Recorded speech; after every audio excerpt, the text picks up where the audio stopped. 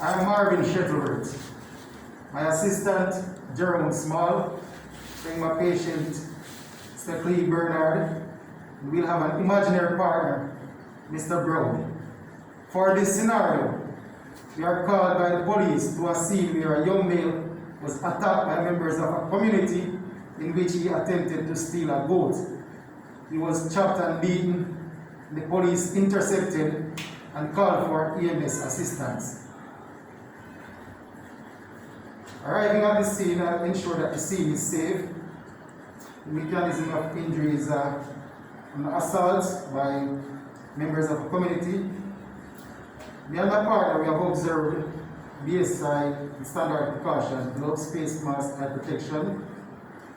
The patient is a significant mechanism of injury occurred, so we will need C-spine stability. We'll request ALS support also. A general impression of the patient is a young male, mid-20s. Patient is lying supine, obviously bleeding from a laceration to the left forearm.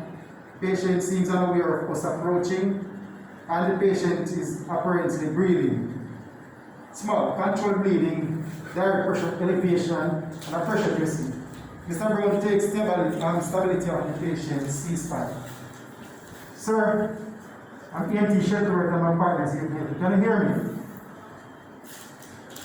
Applying painful stimulus. Patient does not respond. Open the airway with jaw thrust maneuver. Assessing the airway for any signs of trauma, any bleeding, any other secretion, any loose leak.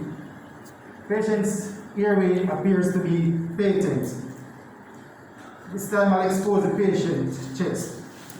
I'll observe for equal rise and fall of the patient's chest, indicating good ventilation. Patient appears to be ventilating.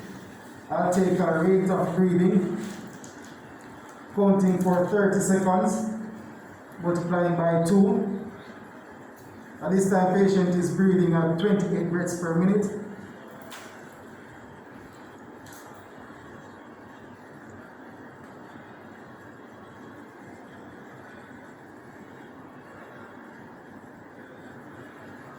Patient has good lung sounds to both sides of the lungs. Patient breathing appears adequate but rapid. I'll provide supplemental oxygen at 15 liters per minute using an OPA to support the airway. I'll measure the line of function from the side of the mouth to the earlobe, inserting the ear OPA upside down until there's a bit of resistance, rotating 180 degrees. Finish it in place. 15 liters via another breather. I'm assessing the patient pulse. Pulse is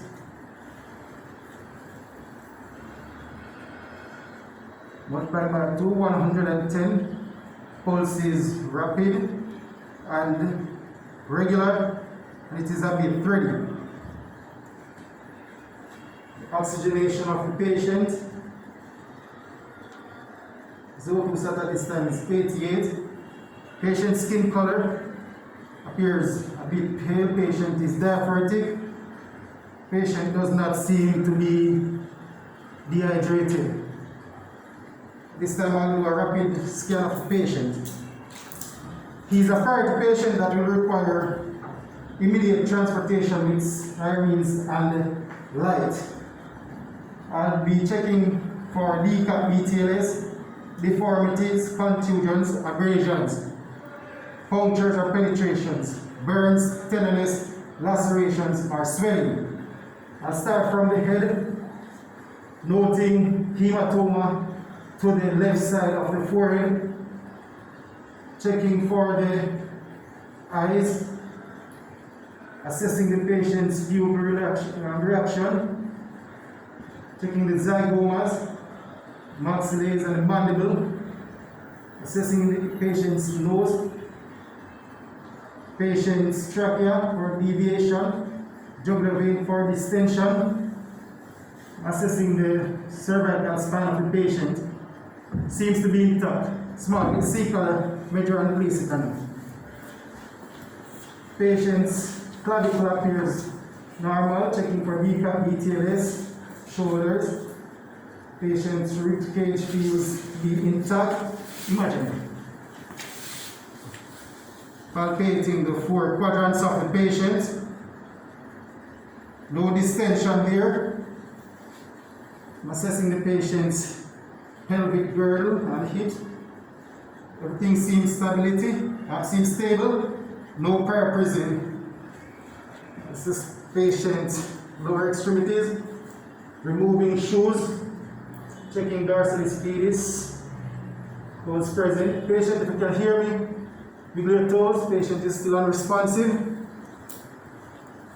Checking the other extremities. Removing shoes. Checking for pulse. Can you hear me? Wiggle your toes. Patient is still unresponsive. Checking the upper extremity. Checking for pulse. Checking the other extremity. Checking for pulse. Comparing both pulse, injured and uninjured side. Pulse seems normal. At this time, Mr. Small, get backward, please.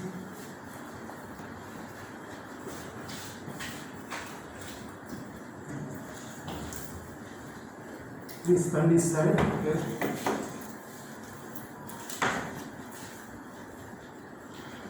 Alright. Come around this side for me. He's still at the head. You control. Come down this side. Come down this side. Alright. We're going to interlock arms. Your hand here. Hand here. Touch down the ankle. Alright. Patient, partner, Mr. Brown, give me a count for 3 and let us lab roll the patient. 1, 2, 3. Assessing the back of the head. Assessing the back for kneecap BTLS. Assessing the spine. Assessing the buttocks for incontinence or bleeding. The back of the leg.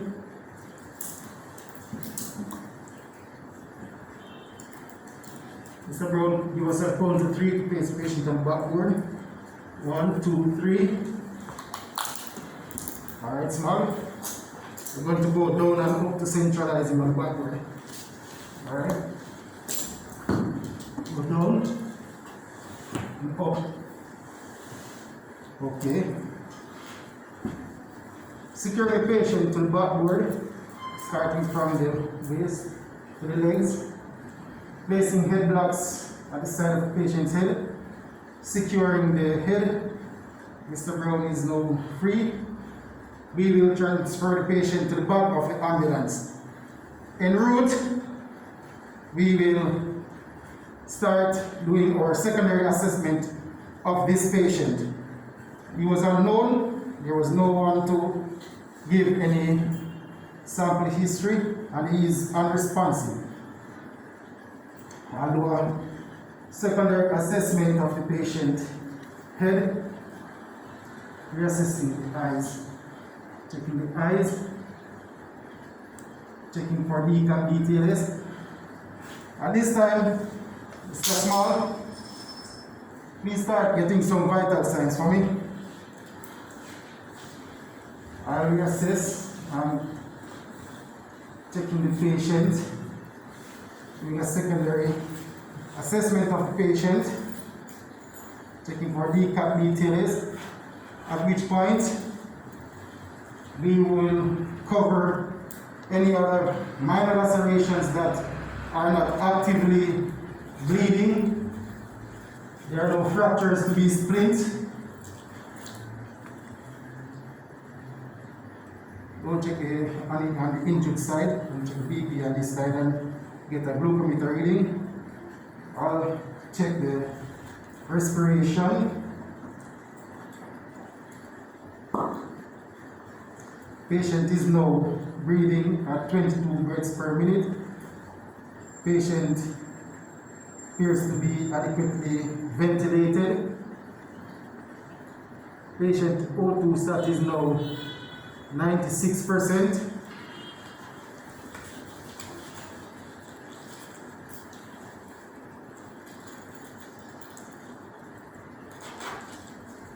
Patient pulse is still 110.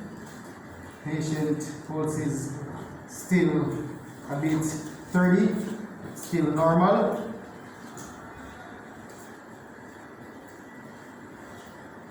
Okay.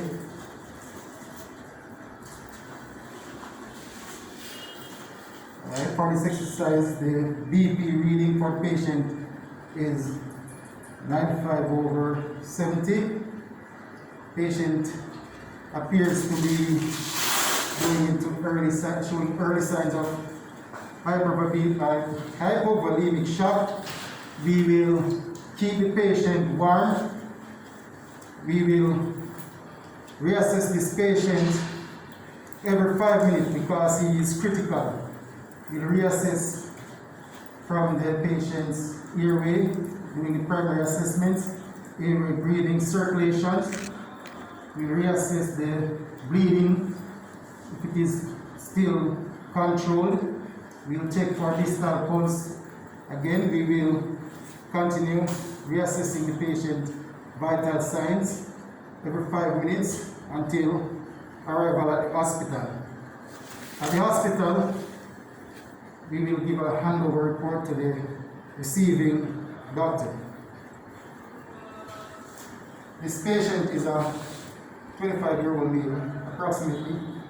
He was beaten and chopped by members of the community where he attempted to steal a goat. He was actively bleeding from the left forearm. He was secured with direct pressure dressing. The patient is unresponsive. He is breathing constantly with the support of OPA and supplemental oxygen. He has a hematoma to the left side of the forehead. His vitals, initial vitals, the baseline vitals were blood pressure that's 95/70. His pulse rate was 110/30. The patient respiration was initially 28 breaths per minute.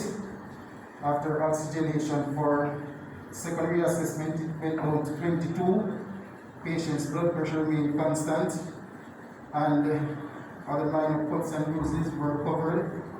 And we're handing over to you, sir. And that's it for the trauma assessment for an unresponsive male patient. Thank you. Stop.